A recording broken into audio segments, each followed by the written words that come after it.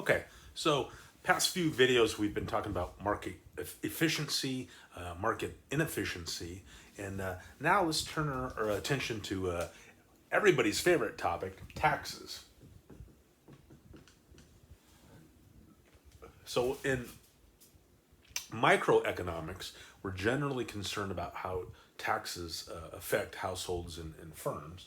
And what I wanted to do is just run through a laundry list of terms that you should probably know, right? So the first is statutory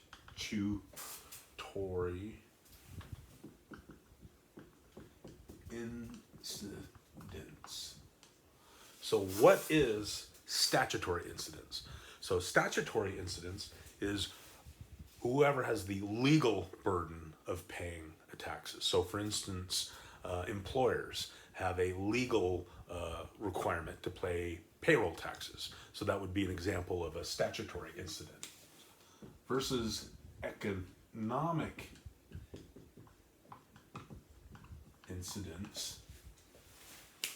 And that is which side of the buyers or sellers is bears the burden of paying the tax. And it's easy to think, well, that's always the buyer, right? The buyer always ends up getting stuck. But that's actually just not true, right? And in fact, the answer is, if you're ever asked, who bears the economic incidence of a tax, it's whatever side is most inelastic. So again, that kind of makes sense, right? Because we talked about elasticity a few videos ago, and we talked about the fact that when a buyer or seller, who is ever most inelastic, is not flexible, and will end up bearing the burden of a tax. Okay, there are per unit taxes, and these are a fixed amount that's collected on each unit. A good example of a per unit would be like a toll, right? Doesn't matter how many people are in the car or how big or small the car is, every car that goes across the bridge pays the same toll. So that would be a good example of a per unit tax. An ad valorem, that's an E, that's an O. An ad valorem tax is a percentage. So probably the best example of an ad valorem tax is just sales tax. Here where I live in Texas, the sales tax I think is 8.25%. So on most items that you buy, they tack on an extra 8.25% as an ad valorem tax. A general or excise tax is a tax on a specific type of item. So gasoline, cigarettes. Sometimes you hear about sin taxes, like sin, not syntax, like your English teacher told you, but excise tax, on alcohol or cigarettes or something like that would be a good example of those. Okay, so oh wait, that's my phone going off. Hold on.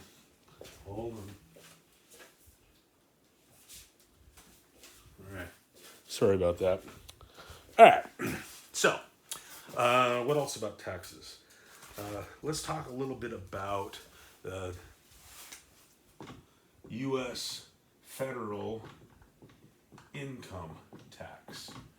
Okay, so federal income tax. Actually, when governments set up a taxing system, they have a couple of different choices. The type of tax that we have here is called a progressive, which means the average tax rate increases with income. So without going over it in too much detail, maybe I'll cover it in a later video, but the way income tax works here in the United States and in a lot of places is there's bands of income, right? So the first, let's say $25,000 of everybody's income is taxed at a certain rate. And then beyond that, the next band of maybe $25,000 to $50,000 is taxed at a different rate, a higher rate in the case of a progressive tax. One of the A good example of this was a few years ago, I think in France, right? The upper band, everything over €1 million was taxed at like 75% or something like that. So that would be a progressive. Okay, the opposite would be a regressive. In Under a system like that, the average tax rate would actually decrease or go down as income increased. And of course, there is no example of that. I can't imagine being a politician and actually running on a platform of regressive tax. There'd be political suicide. There's no way you could get around or get away with that. And then finally, proportional. Proportional tax rate is one in which the average tax rate is the same as income increases. Proportional usually goes by the name flat tax. So it doesn't matter how much you make, it's all taxed at the same rate. I haven't checked in a while, but I understand that Russia had a proportional tax rate, or a flat tax of, I think, 13% on income.